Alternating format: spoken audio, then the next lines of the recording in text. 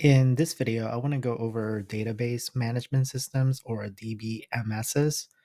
And since I don't have a lot to cover, I'm going to go ahead and talk about two other sections in the textbook. Starting with database management systems or DBMSs, think about what I talked about in the previous video where it's all about the data that gets collected and how much of it. And you probably heard me say that those are stored in a database. And from our textbook, it says a database contains data collected from many company operations. So it's just a result of doing business. So just think about any business out there, say a grocery store, there's going to be a lot of information that's stored on a database. There's going to be customer information, sales information, product information. And when it comes to having many different types of data, it's helpful to use something else. And that's what we call a relational database. So something beyond just a database, we want a relational database. It's a type of database management system or DBMS. It's a collection of interrelated data items organized using software programs to manipulate and access data. So, going back to the example that I talked about when it comes to customer data, sales data, just let's think about those two right there. It would get pretty unwieldy if we were to just store everything in one database.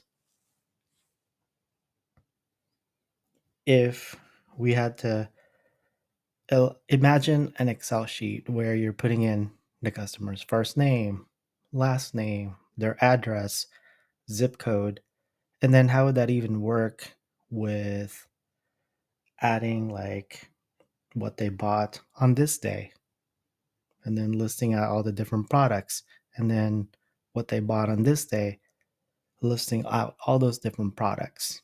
And then with each product describing other characteristics about it, its price, and so on. That could get pretty unwieldy. And so, with a relational database, it's going to be made up of different tables containing different types of information. So, one table could be all about customer data. So, all of that, every row could represent one customer, right? Their first name, last name, address, zip code, telephone number.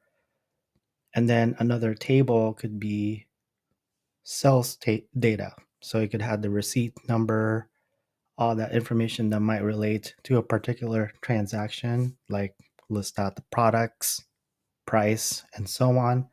And then there could be a separate table, a products table, that lists out all the different products, manufacturer, price, and so on.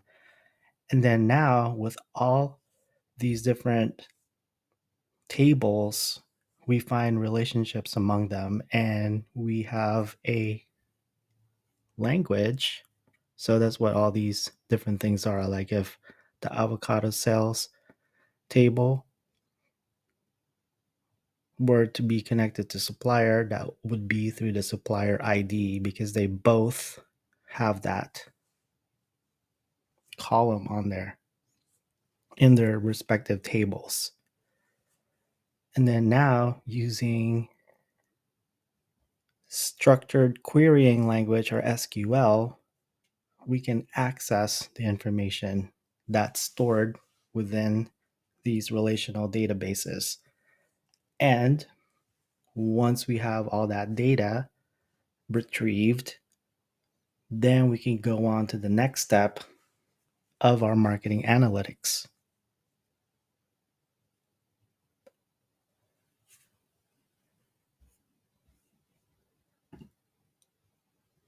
The next section is about enterprise data architecture. So I'll just let you read through that. We'll jump right into 2.4 data quality. So let's continue with what was discussed in 2.2, where we retrieve data from our database, our relational database, using SQL or SQL. So now we have this data set containing the information that we wanted. Well, before we even get to the point where we have that data, we have to ensure that the quality of the data is good. That's the first sentence right here. High quality data is critical because based on that data, that's what we're going to be running our analytics on. And then that's what we're going to be basing our decisions on. And there's this whole idea of garbage in, garbage out. So if our data we're putting in is junk, then the output will be junk and our decisions will not be the best. It'll be unreliable because the data was bad to begin with. And an example it talked about here was Coca-Cola.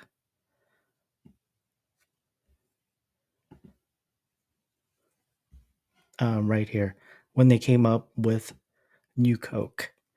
So I'll let you read about that. That's an example of having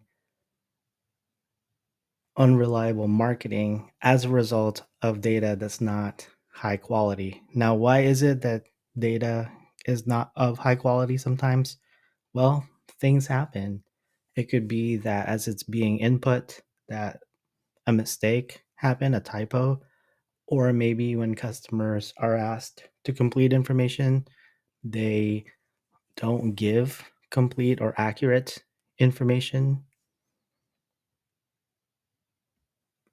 And so that will relate to the next topic in our textbook 2.5, data understanding, preparation, and transformation. So, as a marketing analyst, it's important to understand the relational database that you're working with, to have a working knowledge of SQL, and then to understand, to be aware of the data that's contained within your database.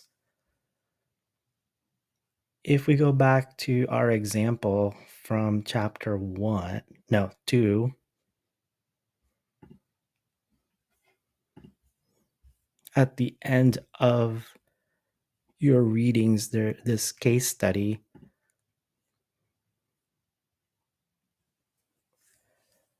there's this table that tells you what each data is, describing what it's supposed to be capturing, and then also the type of variable that it is. So observation ID, it says there's a description, and then there's region, which is a string.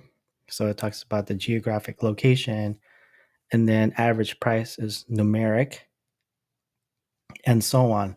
So recall what we learned in analytics activity 1, where we need to know if we're dealing with categorical data or if we're dealing with continuous data, because the type of statistical analysis that we're going to use would vary depending on the kind of variable we're working with. So that's the first part of that topic from 2.5, data understanding. And then there's data preparation.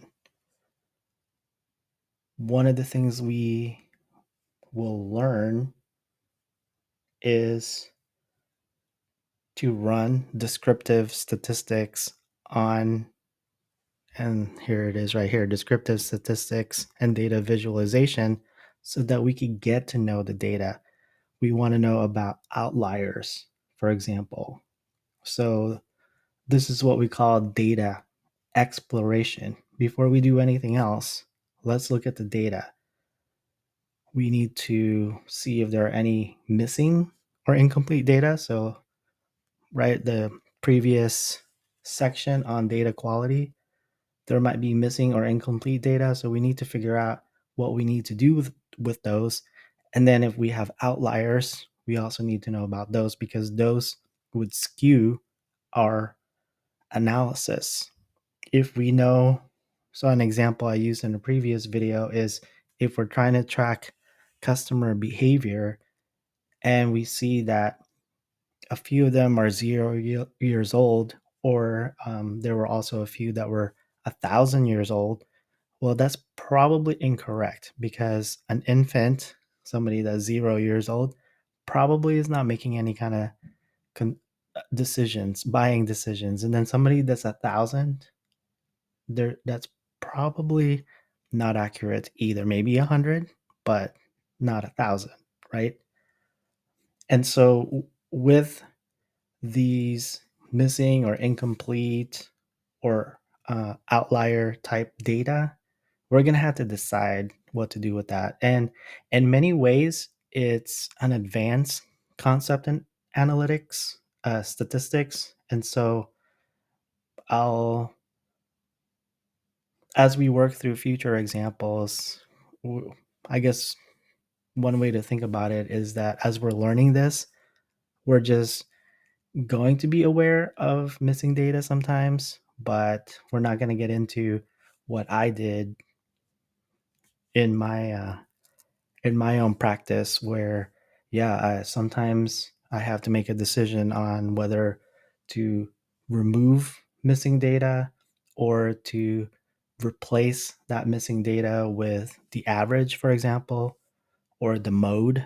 So things of that nature, that's a little advanced. So we're not gonna get too deeply into that, but I will point it out when we encounter examples of this in our example projects. And then there's this whole concept of, so yeah, there's all that stuff I talked about, missing values, outliers. And then there's this whole concept of data transformation, like dummy coding. And I'll let you read through that. All right, so that wraps up what I wanted to talk about from our chapter 2 in the textbook. In the next video, let's get started with learning more about R.